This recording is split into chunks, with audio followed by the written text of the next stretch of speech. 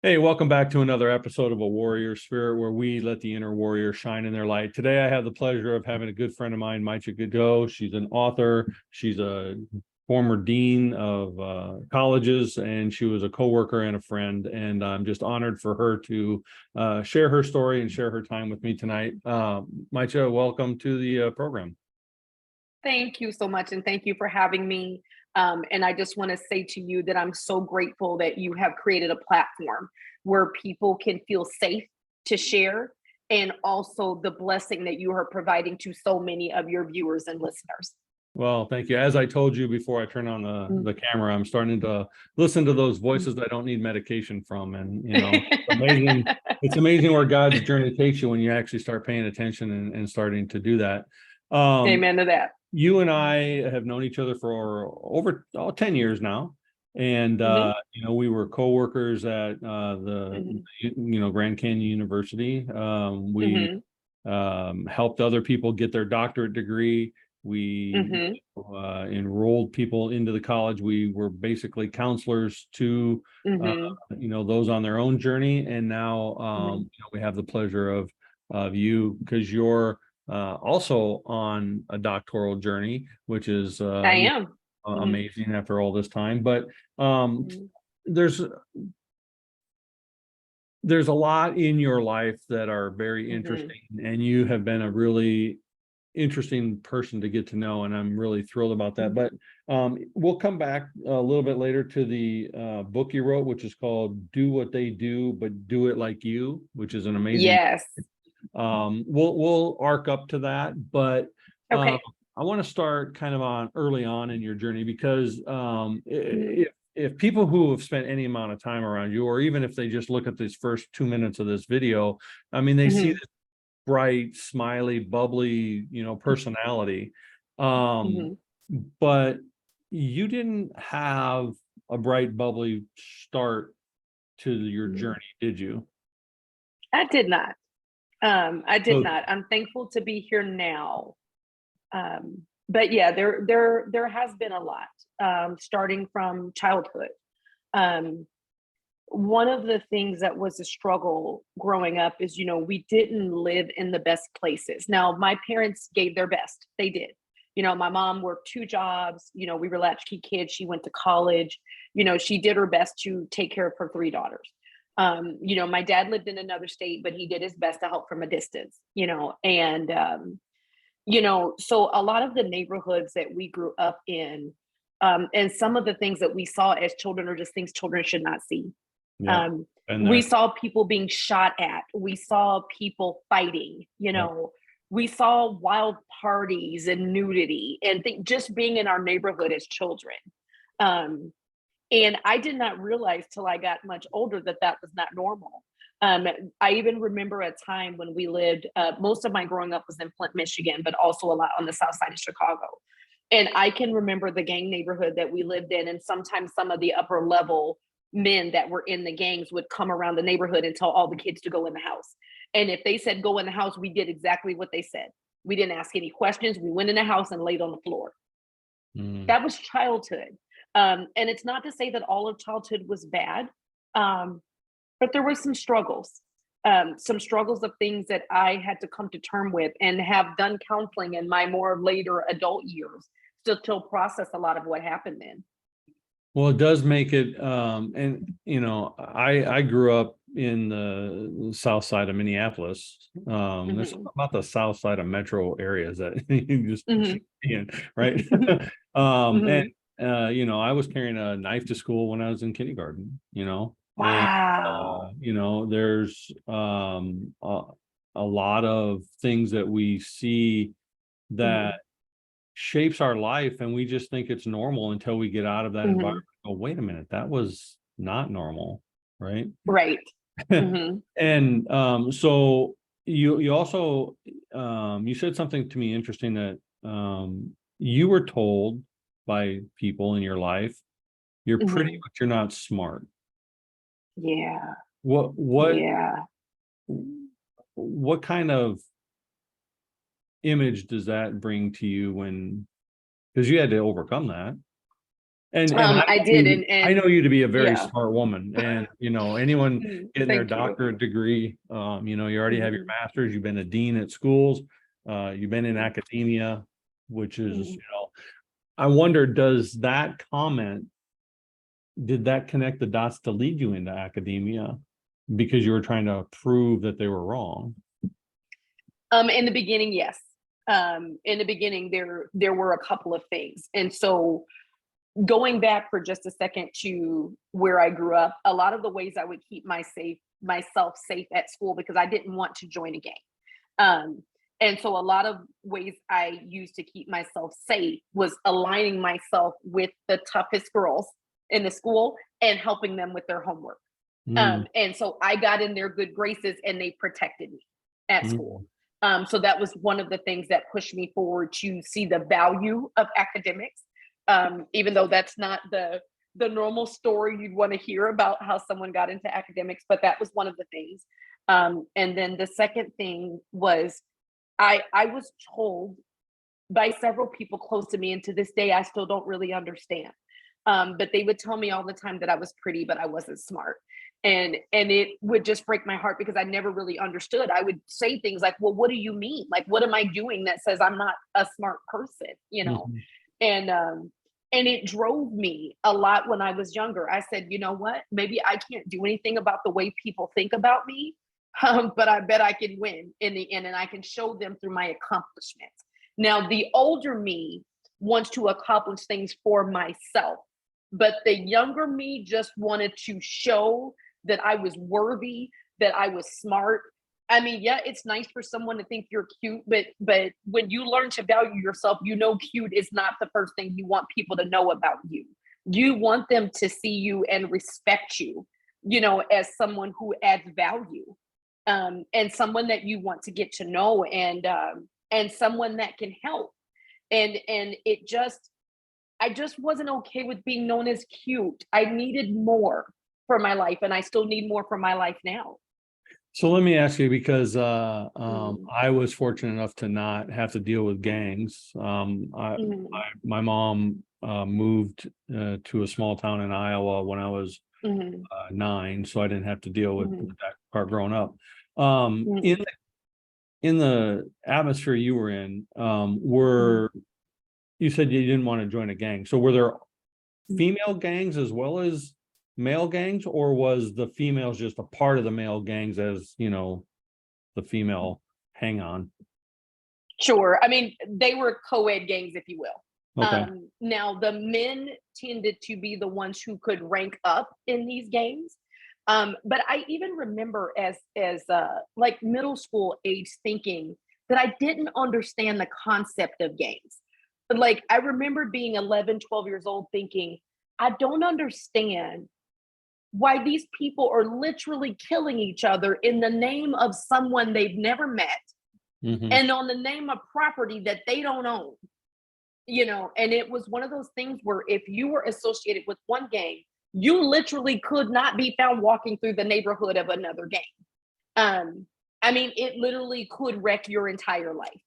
And so it was very scary there, but a lot of the girls, even if they weren't high ranking, there were certain young women that carried more of amount of respect. They were kind of the scarier ones, like nobody dare cross this one. And it was either because she was a relative to a higher up member in the gang, or because she had caused a lot of damage on her own and had proven herself to be a tough person that you don't want to cross. Mm. What a scary world to live in. And Mhm. did your sisters avoid the gangs? Yes. So my younger sister, especially, we were very close, and we're still close to this day. And unfortunately, we're estranged from our older sister, which is another topic for maybe another podcast. But Yeah. Yeah. um, but no, fortunately, we did avoid being into the gangs. And then at one point, after we were living in the South Side of Chicago, my mother got a job offer that moved us to Louisville, Kentucky. Mm. And that was just a cultural shift. Yeah. It was a huge cultural shift. And so that I think began this thought of, okay, what we've been experiencing is not normal life. Yeah. They're just these places where people are just all happy and family and, everything's sunshine and rainbows and unicorns. Yeah. And that's what Louisville felt like. How does, and I'm asking this from both a male and female perspective, growing up in that Mhm. world, how does someone avoid getting sucked into that life?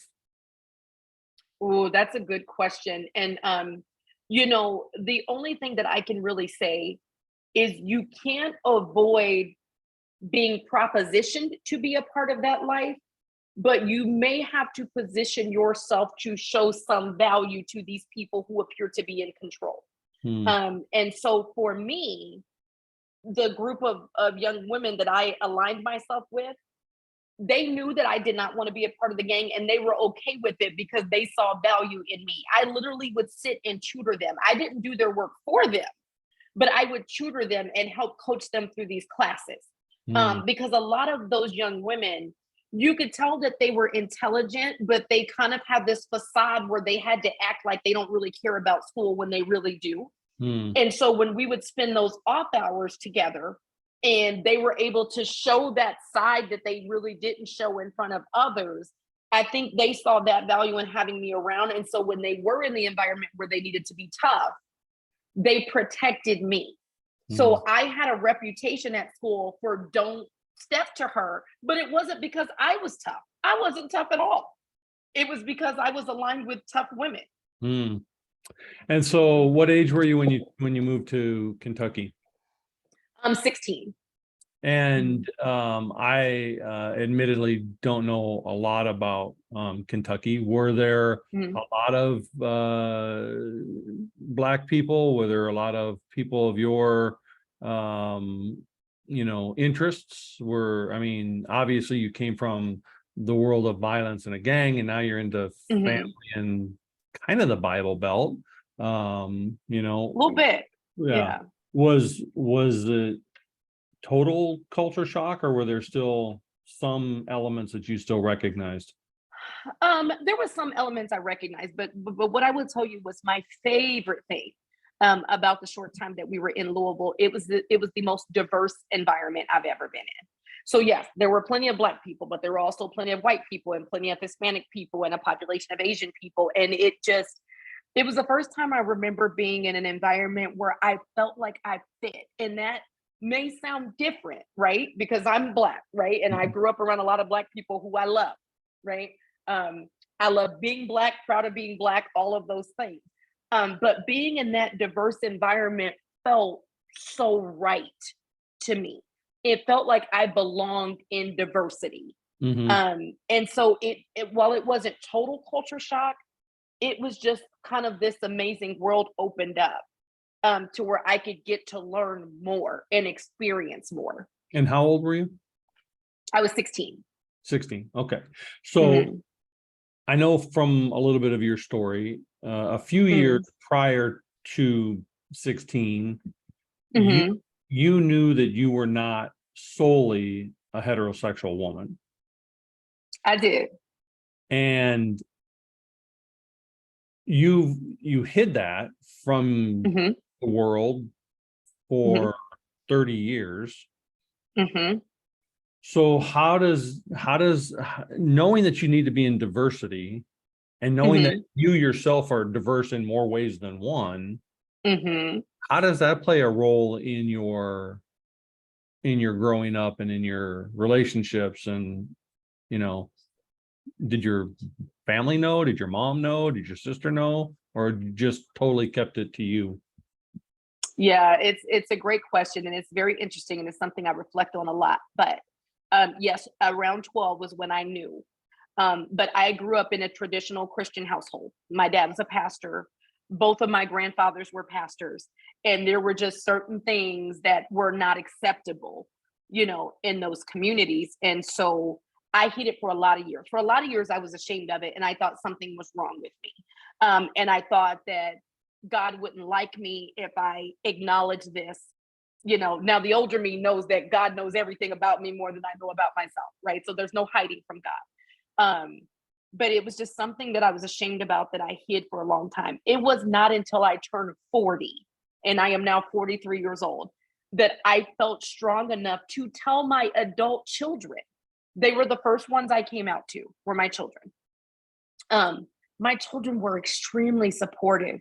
They seemed like they were so proud of me.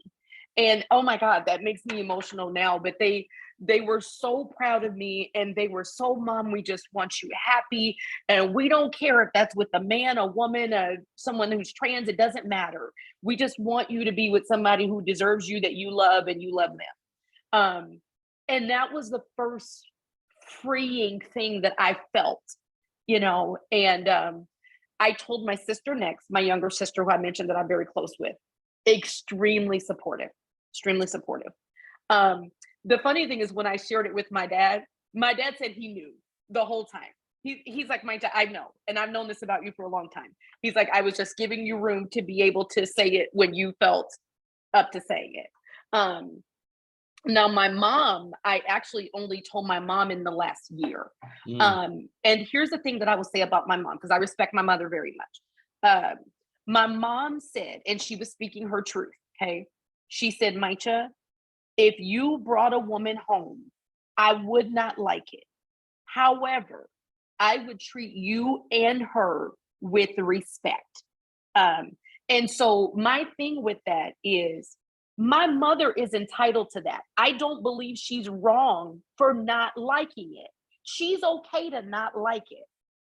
What I appreciate is that she said, regardless of how I feel, I would respect you and the partner you chose. And for me, that's all I can ask anybody, is to be respectful. It is when people become disrespectful that I have a problem. Sure. And one of the biggest, I need to grab a tissue. Sure. Hold on one second. Leia, will you bring your mom some tissue, please? Sorry about that. So That's all right. I've gotten emotional a couple times, so I need to, wipe it out. Yeah, that's all right. But thank you, honey. I appreciate it. So, it's my baby girl, Leia. Hi. Thank you. Yeah. So forgive me. I will in a second, honey. R- So, respect but is go- all I'm we sorry, can go ask ahead. for. No, respect is all we can ask for. I'm just giving you a Yes. moment to Yes, take. I appreciate that. Yeah, no, respect is all we can ask for, and being authentically living in our truth is all any of us want. Yeah. The problem that I have is when people want to just put labels, because Mhm. quite frankly, and I've said this on other Mhm. podcasts, and I'll say it till I die probably, I Mhm. don't give a shit if you're black, white, purple, green, Mhm. heterosexual, bisexual, whatever. I don't Mhm. care what your label is. I care what your heart is. Mhm. I care who you Mhm. are as a person. And if you Mhm. are a loving, caring, another human being Mhm. is Mhm. the label I really care about. If Yes. you're a loving, caring Yeah. human being, then Mhm. I can be friends with you and I can respect you, Yes. because the other label that every group has is asshole. And if you're an asshole, then I don't want to be a part of you. I don't care what Yes. the rest of the label is, right? Mhm. Um, Right. and I get in trouble sometimes because I am one of the people that will say I don't see color. And I don't mean that in that Mhm. I don't recognize that somebody is black, green, yellow, purple, whatever, but Sure. I don't Mhm. judge them by their color, no more do I Right. judge them by their sexuality. I judge Right. you by what kind of person are you. And one of the Yes. reasons you and I have been friends for 10 years, we don't agree on everything politically. We don't agree on everything Mhm. philosophically. We don't agree on everything Mhm. on some of these other issues. But what we do agree on, Mhm. you're a good person and I like you and I respect you. Now, we can have debates on the other stuff and we can have Mhm. respectful interactions and conversations on the other stuff. But irregardless Absolutely. or regardless of the rest of it, you're a Mhm. decent human being. And that's all I give a shit about. So Yeah. that's why after 10 years, you and I can still be friends, because the bottom line is you care about people and you I want do. the best for people. So, I do. um, which is interesting because growing up in the environment you grew up in, growing up Mhm. with some of the traumas and struggles that you've overcome, to Mhm. still have a caring, loving heart That's pretty spectacular to not let the world jade you, because you've been abused in multiple ways. You've been Yeah. labeled in multiple ways, and yet Hmm. you maintained your heart and your goodness. How does someone, I know how I did it, but how does someone like you do that? Um, it's kind of hard to say, but it's a lot of things. Number one, I do have a very deep desire in my heart to see everybody win. Um, and that is doable. There doesn't We can literally all win. I believe that with every ounce of who I am. And before I go forward, I want to return those compliments back to you. You and Elsa are such wonderful, wonderful people. Um, and I agree with you. One of the reasons why we are able to be friends at the level we are is because we respect each other at the end of the day. It doesn't matter if we disagree about things. You're a good human, I'm a good human. Hey, everything's okay, Yep. right? And so I am very appreciative of the type of people that you and Elsa are. I really am. Um, but the other thing is I did hit a dark moment in my life where I wasn't always able to see, this brightness. I did have a patch of time in my life where things got very dark, and they got scary dark. um, I was cutting, Mhm. um, and when I was cutting, and I have a hard time helping people understand this, but I know somebody's going to listen to this podcast and they're going to be able to relate. When I was cutting, I did not want to die. I didn't. I wanted to control the pain that I Mhm. felt, and I felt it so deeply. And so there would be times I would run a hot bath and I would sit in the bathtub with an eyebrow razor and I would just hack at my legs until I got tired. Now that sounds not sane, right? But there was such a darkness in there. And I didn't know how to handle it. I was trying to keep this darkness from swallowing me. And what turned me around was one day I was in the tub and I was cutting more than I ever had. It was like I couldn't stop. And at one point I looked and there's blood all in this bathtub. And I had children. Now my children are adults now, and this was years ago. But the terrifying thought washed over me that what if I mistakenly cut too deep and my children had to find me laying in this tub? And that day changed my life. The next day, I self checked into a mental health facility. I walked in there and I said, look, I need help. I don't want to die. I really don't want to die, but I don't know how to process how dark I feel. Like this is nothing I can put words to.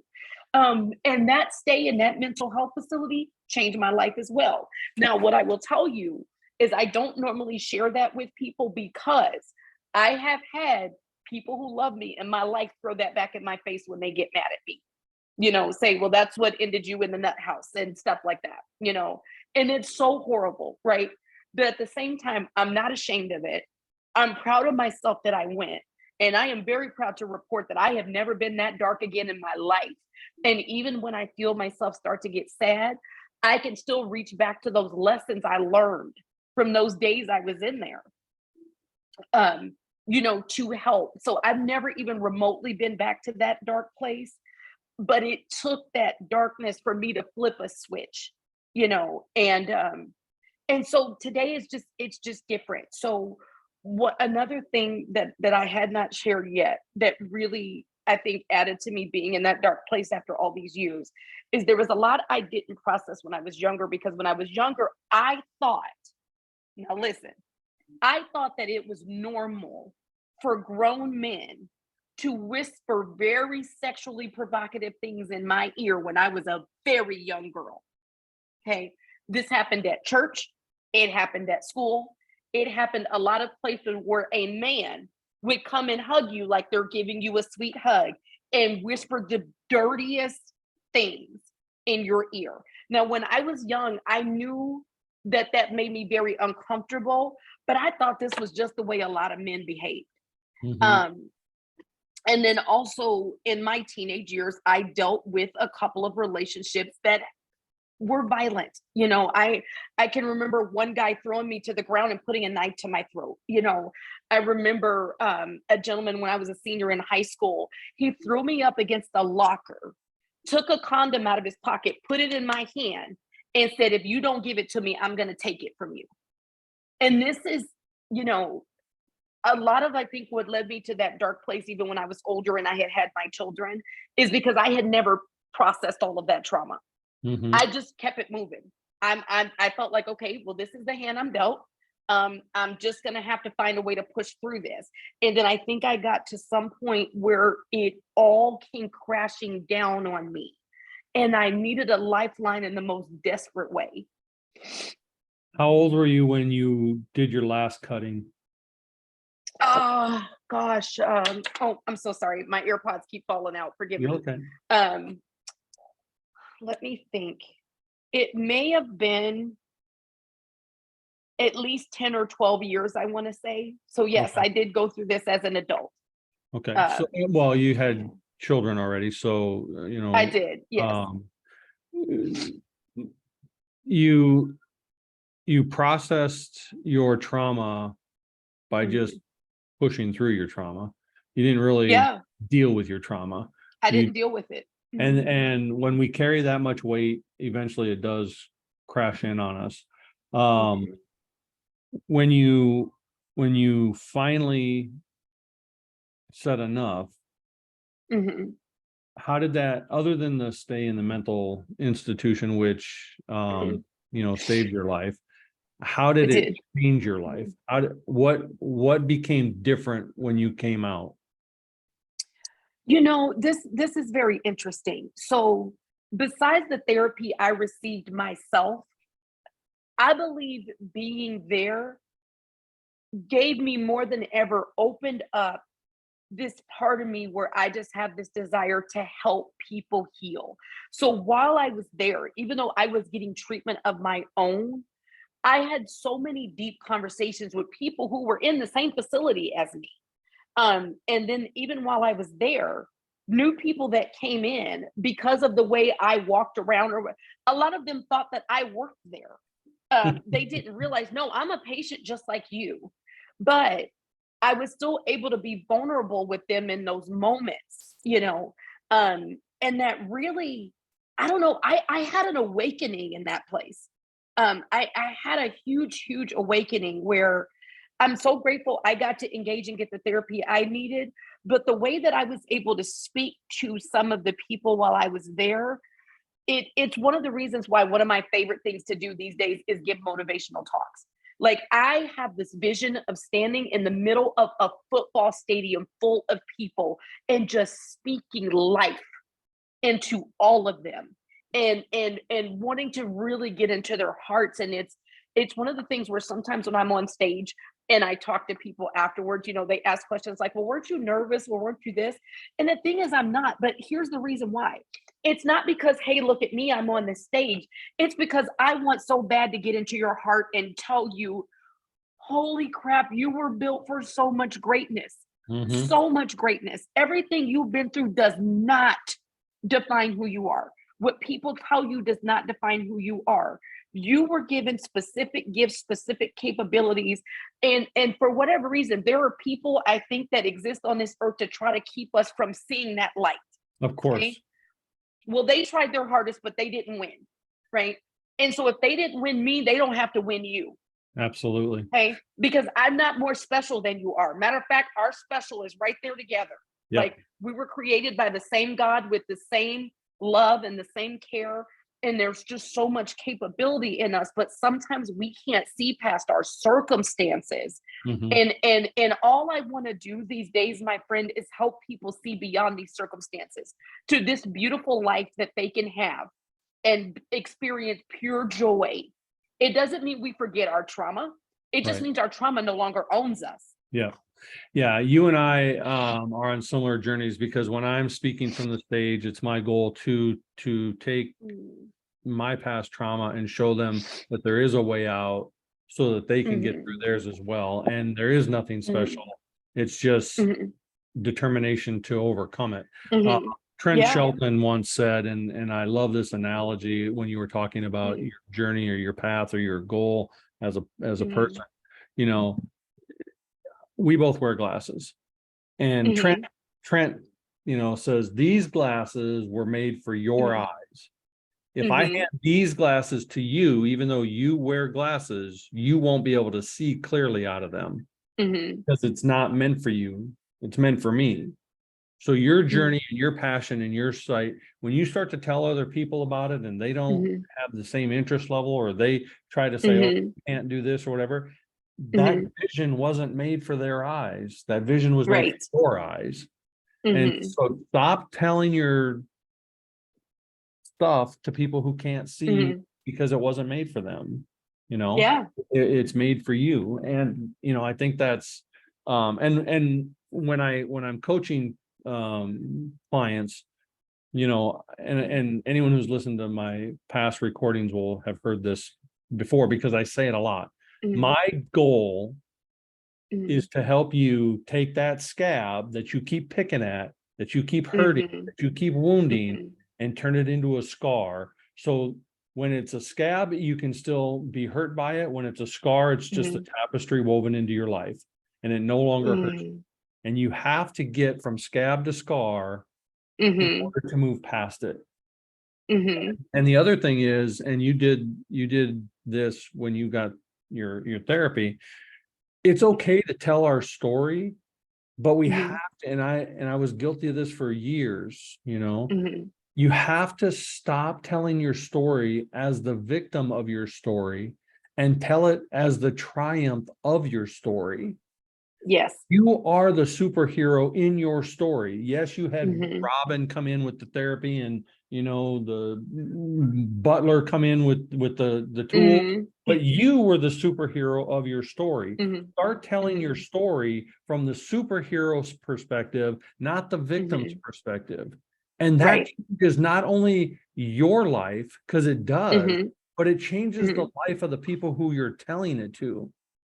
Yeah. I think that's where you did a good job of transforming that story into your being the superhero of your story.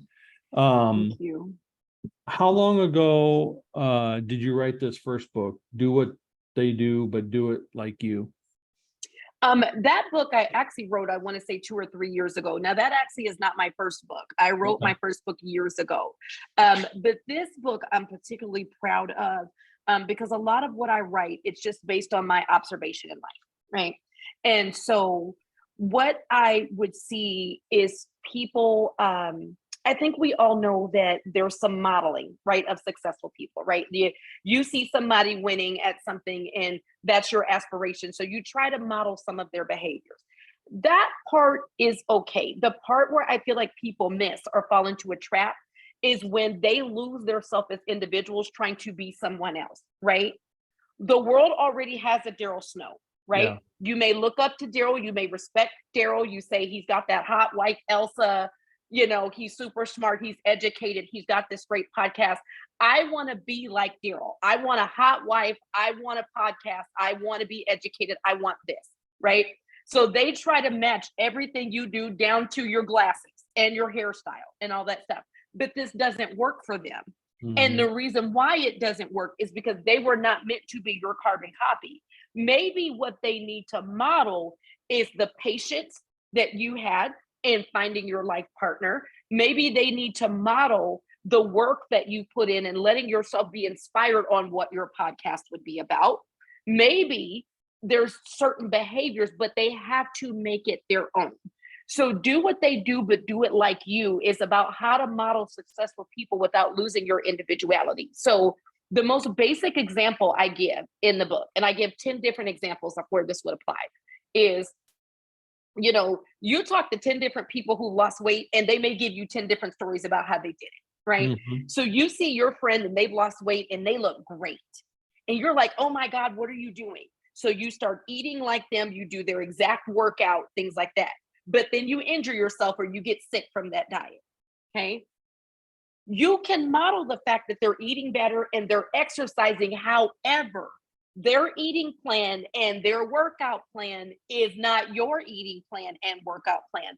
Model the fact that they are making strides in that area, but you have to start where you need to start, right? And so you can't just become a copy of what they're doing. Just model those behaviors, but make them your own. And so I give 9 more examples of this that I feel are very practical that I hope will help people. I talk about marriage and just work and a lot of things like that.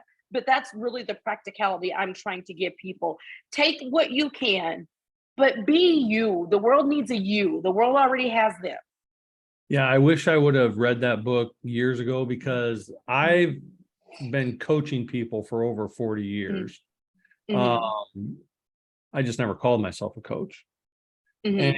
And when I started calling myself a coach, I had listened to the Zig Ziglars, the John Maxwells, the Tony Robbins of the world for a very long time. And I also, some lesser known. Hold on one second. Oh, no, it's no worries. Yeah, I apologize for that. We had a technical issue with some phones, and so I apologize for that interruption. But as I was saying, I tried to model all these other people of how you have to coach and what you have to look like and how you have to behave, and such bullshit. And then about 3 years ago, I on Instagram came across this coach. She's 32 now, so she was in her late 20s when I came across her. And her name's Jackie Siv. She's from New Zealand. And I started listening to what she was saying, and I started to really love the messaging that she was having. And the reason that I loved her so much was because she said the word fuck. and she didn't say it to be derogatory.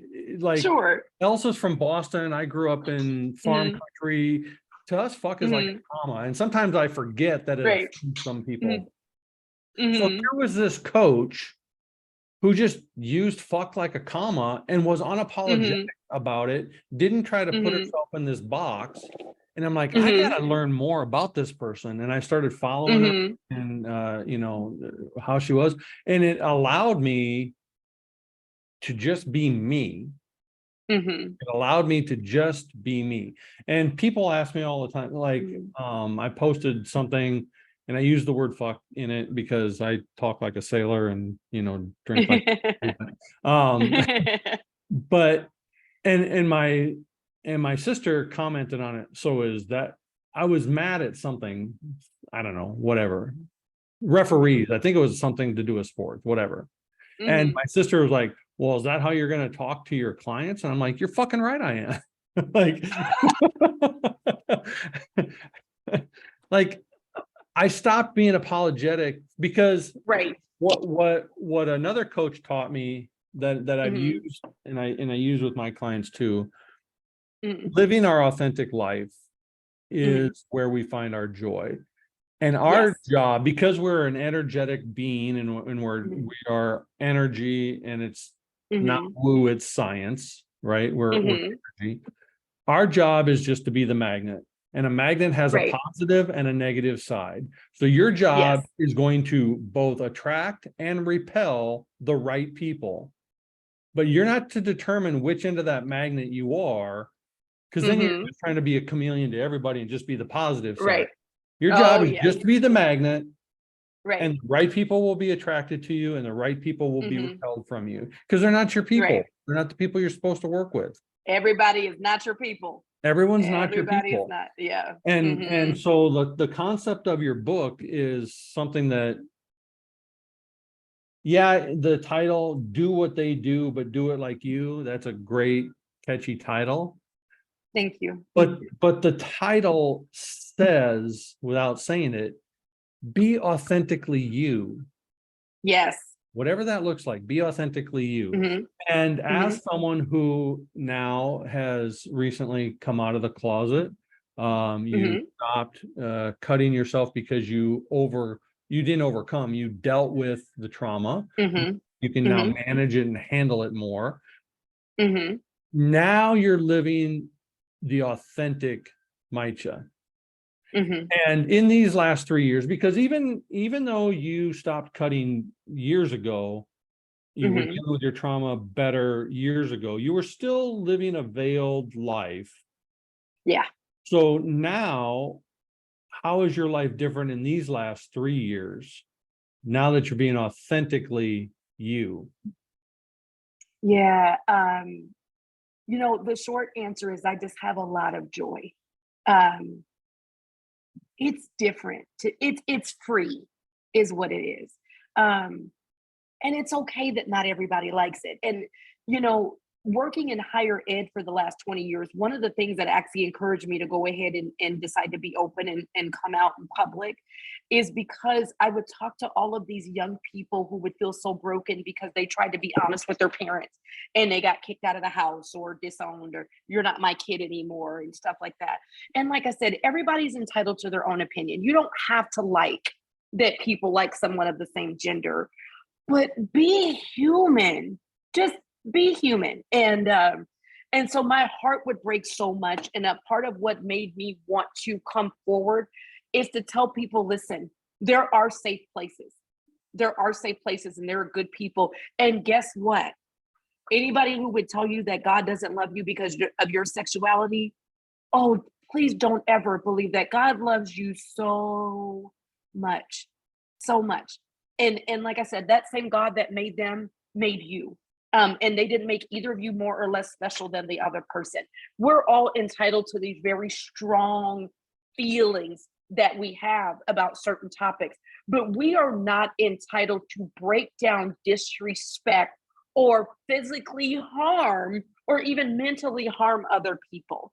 So I felt like I needed to stand up as somebody as my age, right, that can relate to the parental ages of some of these young people that I see all the time and say, listen, honey, you are not by yourself.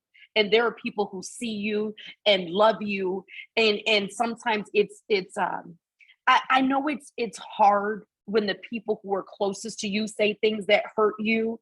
Um, but even that can be processed and overcome. It may never change their feelings, right? But the only thing that we can do is change us and try to align with people who truly see us. And that would be the encouragement I can give to anybody who's feeling like they can't be honest, or that they're upset because their family doesn't want anything to do with them, or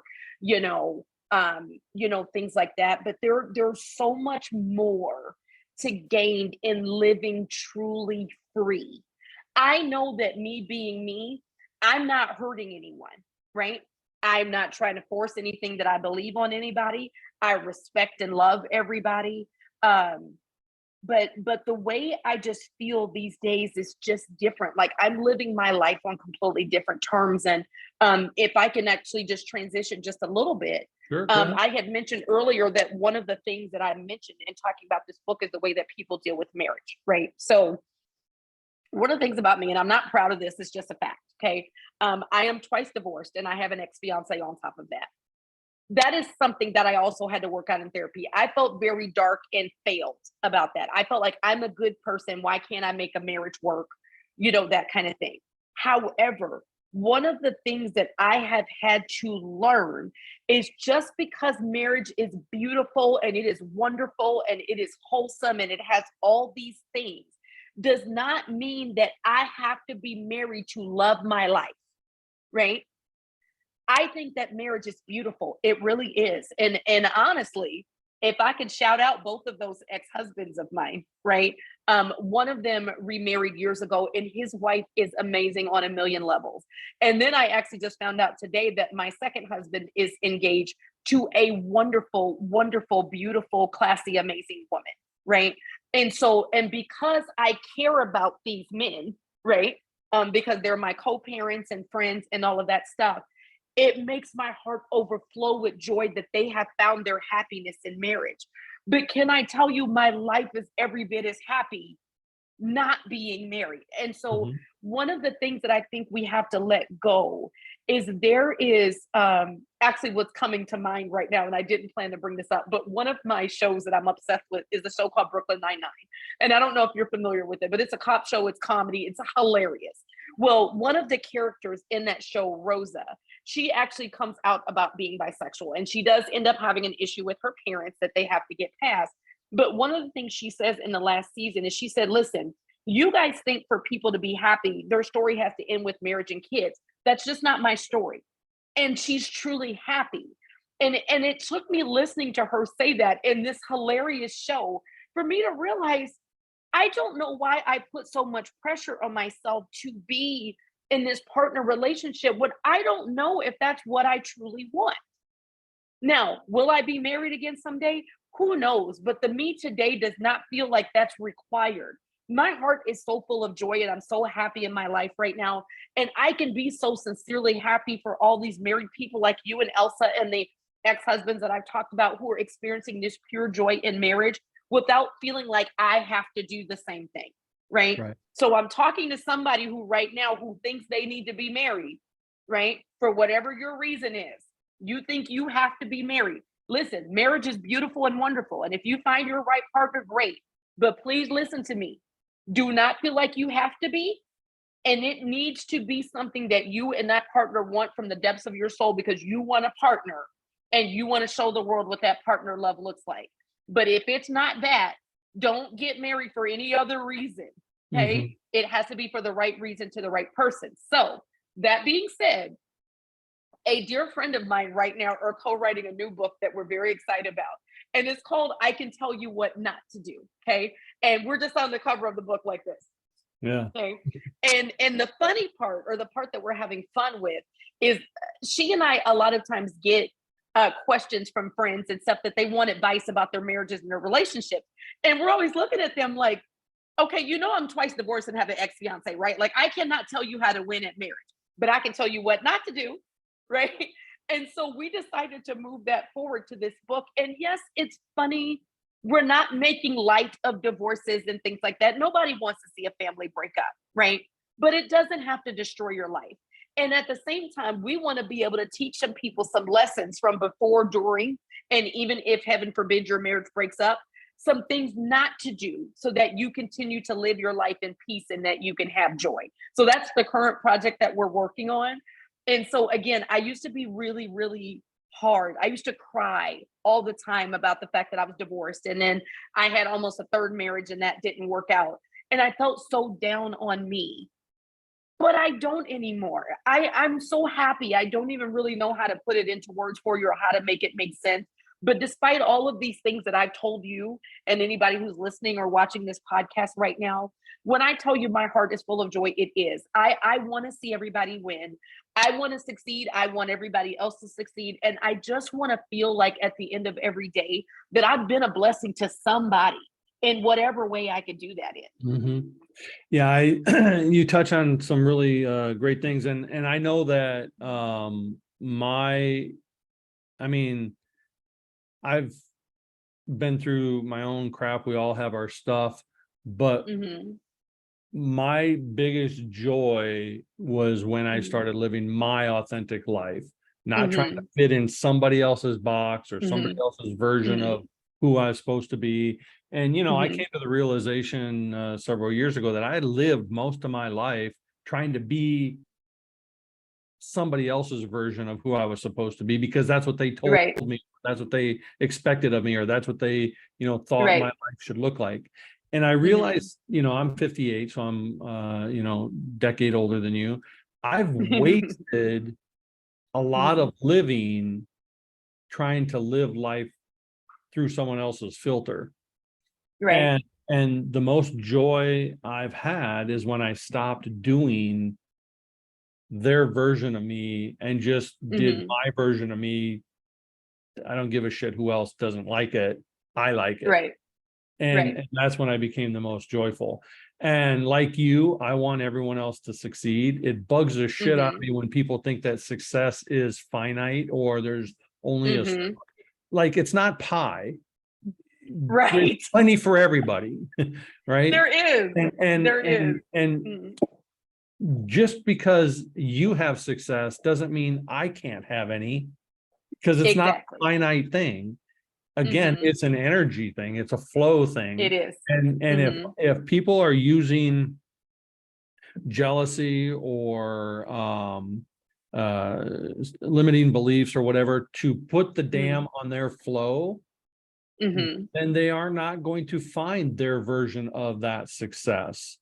But when they Mhm. realize that they take that dam off, Mhm. now it can flow and now you too can be successful, whatever that looks like Mhm. to, you. Again, it's not Mhm. pot, it's Mhm. finite. So if you live an authentic life and you are true to who you are, you can Mhm. have the kind of joy that you see around you, and you can have, and Mhm. we all have our crap and we all have stuff to overcome. Mhm. But even in the midst of overcoming it, we can still find Mhm. joy.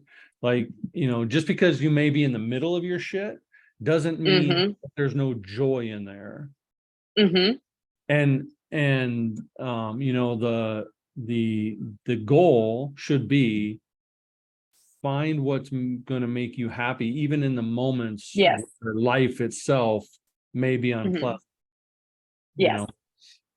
So I think that we could, spend hours just talking, and in Easily. spite of that technical phone issue, we've done a Mhm. good job so far. Couple last things as we kind of Mhm. bring this to a full arc. And you did a pretty good job of it just a moment ago as you're describing, your two books. If you were to give advice Mhm. to somebody who is trying to find their way out of their Mhm. own crap, Mhm. what would you tell them? Having done it the hard way, what would you tell them to Mhm. make it easier? Yeah, yeah, this is a deep one. So I want everybody to lean in close. So if you're watching the podcast, I want you to lean in and truly hear me. Okay. Um, if you need help, sweetheart, get help. Okay. I'm telling you, it took me to my darkest place. Um, some people don't understand what you're feeling, and you may not even understand it yourself. It's okay to get help. And let me tell you this too: if the first person you go to for help isn't helping you see the light, then go to somebody else. Not every psychiatrist is for every person. Okay. No.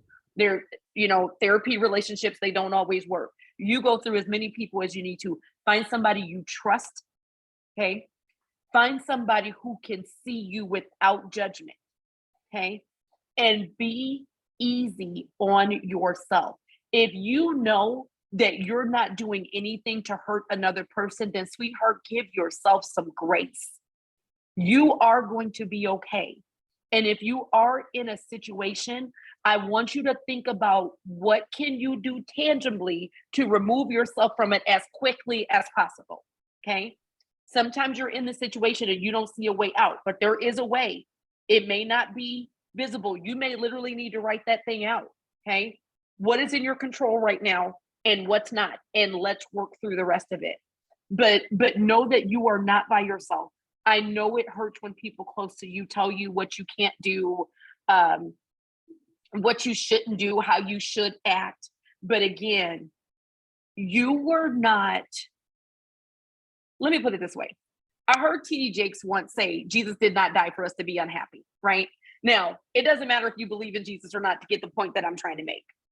The point is, you don't exist just to be unhappy and be miserable and experience trauma. You were meant to live free. Now, I'm not going to give you any spiel about why we go through the trauma we go through. Okay. It is a part of life. Okay. But I do know that as a result of that trauma, we are uniquely equipped to lift somebody else up out of it. Okay. If you haven't experienced anything, you can't relate to somebody when you're trying to tell them they're going to be okay, right? They don't hear you. Okay. But help yourself. And what I will say is help other people where you can, because sometimes the best way is to fill your own cup up is to pour out from yourself as well. As you are helping to and speaking to other people, something in you starts to heal. Okay. It's a mutual benefit. And then here's another thing I'll say, and you guys might find this a little funny. Find you a hobby that brings you peace and joy. I'm going to tell you guys what mine is, and I bet you wouldn't guess it. Matter of fact, Daryl, I'm going to ask you to guess what you think my peaceful hobby might be. Oh, you might have seen it on my Instagram, so maybe you do know. Well, I was going to say music because I know that you love music, but I do love music. um, you don't seem like a crocheter to me. I do crochet, but that's not what I'm getting at. You'd have to tell me. All right. So, but that being said, I do love music. So every now and again, I do just want to go in a booth in the studio, put the headphones on, and just lose myself for a few hours. If you need to do that, baby, do it. You don't have to be able to pay for fancy studio time. All of these apps and things that we have, work with what you got. But actually, my peaceful hobby is Lego, of all things. I love putting together Lego. And yes, I am a 43-year-old full grown woman who loves Lego.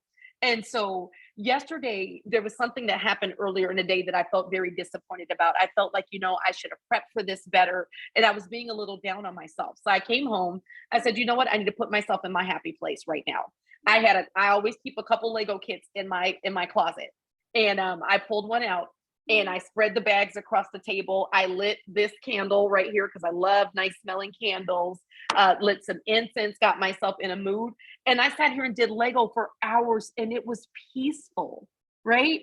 Nice. I don't care if anybody thinks I'm too old to do Lego. I don't care. You don't have It to. is very peaceful for me. So whatever it is, find you a hobby. Me doing Lego doesn't hurt anybody, right? Nope. And I am a big proponent of as long as you're not hurting anybody, do what makes you happy. So find yourself that thing. Okay.